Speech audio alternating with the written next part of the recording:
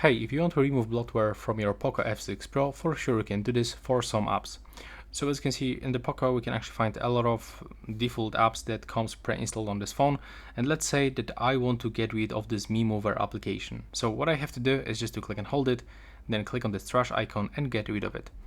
If you want to show all system apps and remove few of them, go to the settings, then you have to go for apps. Now go for the manage apps and tap on the three dots in the right upper corner, and you will actually get this option, show all apps.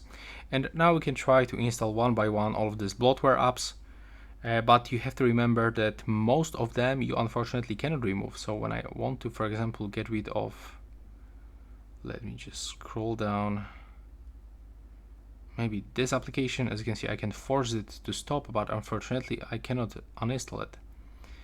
But for sure, a lot of different apps you can uninstall, like for example the app fold, the assistant, the block puzzle guardian. So that's how we can do this. Right now, please subscribe to my channel.